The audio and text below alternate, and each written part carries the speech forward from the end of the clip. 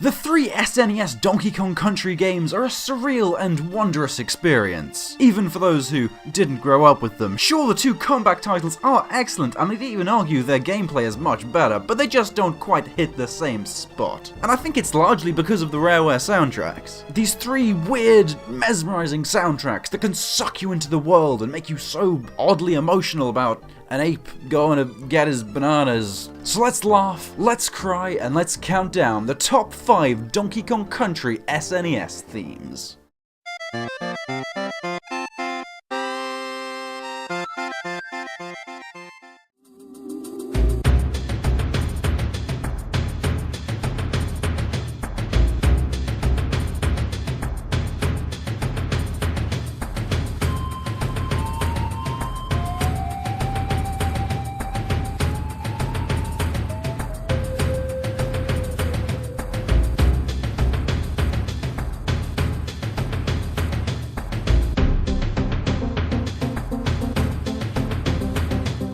DKC3 is the weakest game of the bunch, soundtrack included, but I have a soft spot for Rockface Rumble. Eerie flute riff at the start feels more Pikmin than Donkey Kong, but then it builds this adventurous percussion before an inexplicable yet dope as fuck guitar solo for some reason. The mountainous levels for which it plays feel very free and treacherous, and are some for which the thicker texture of the third Donkey Kong Country soundtrack lend themselves to nicely. The sound quality is ridiculous for an SNES piece, but the quality of the composition itself seals the deal, just getting you pumped to explore this expansive, gorgeous world of monkeys.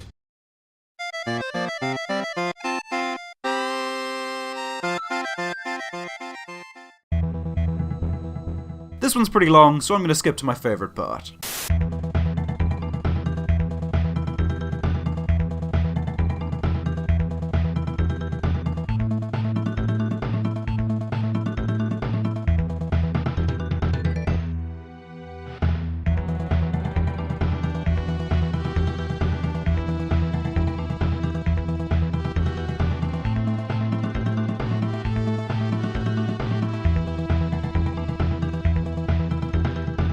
The Kremlock Industries in the first game were creepy as hell, not only for their weird background details and general atmosphere, but the concept of following levels showcasing the natural beauty of the island with a disgusting polluted wasteland and boss battle of final form capitalism was an oddly dark touch for the series. The Industries was scary, not for their mechanics, but for the implications in the cutesy world you'd fallen in love with. Fear Factory was somewhat of a call to action in that regard, building your tensions and angers to the boil before the finale. Unfortunately, that was somewhat stifled with the inclusion of a really long, dull cave world after this one before King K. Rool, but you really can't hold that against the music. Fear Factory was intense, with pounding percussion, an oddly uplifting melody, and a banging bass riff to seal the deal, and is a song I still go back to for motivation and courage.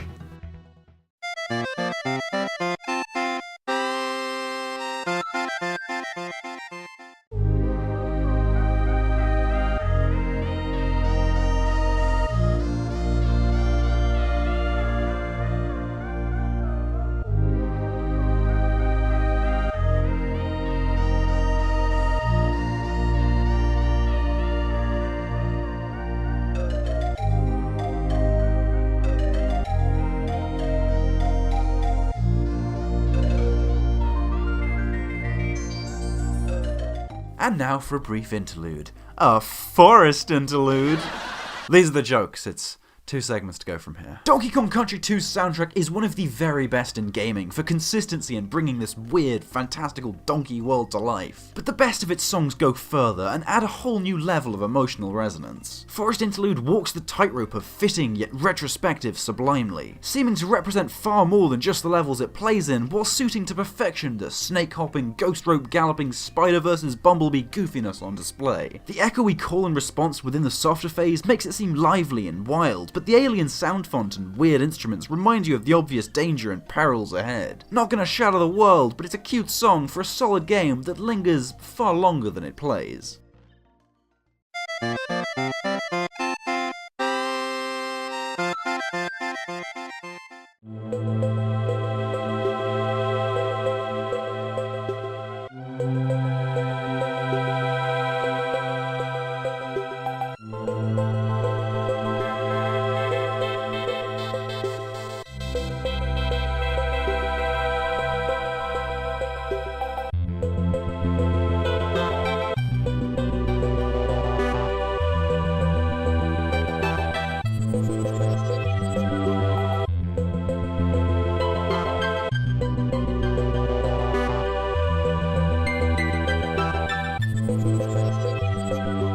Oh damn, DKC2 back at it again with the transcendent godlike majesty. XD.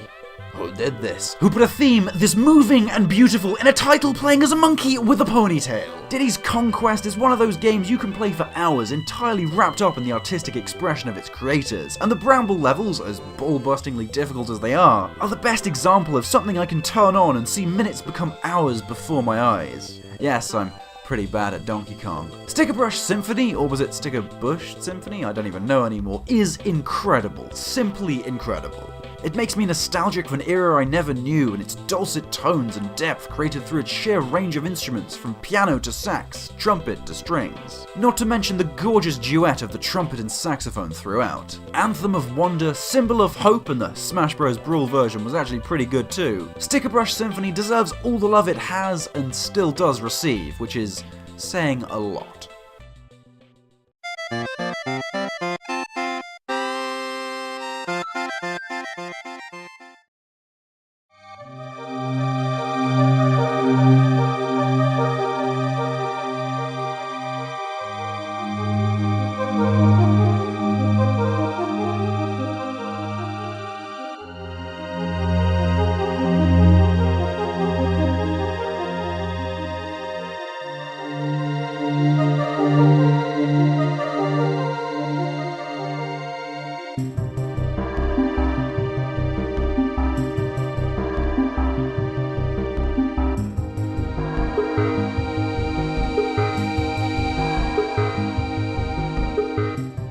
Nostalgia is a powerful emotion, more so when combined with music, and when the right memory fixes to the right song, it can create something indescribable.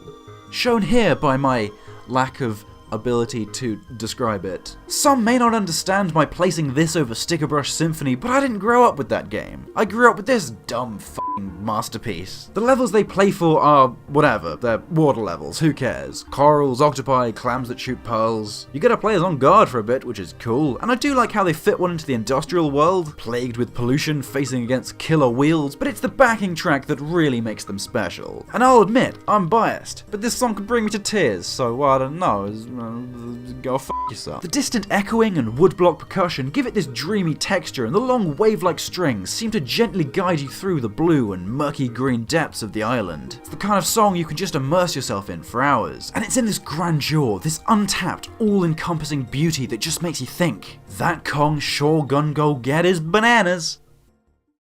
Thank you for watching, sorry for the lack of videos. I thought I'd get back into the swing of it in 2018 with something fairly simple like the old donk. Next video is defending the Atari ET Classic, so that's gonna be great. Like and rate this video 5 stars.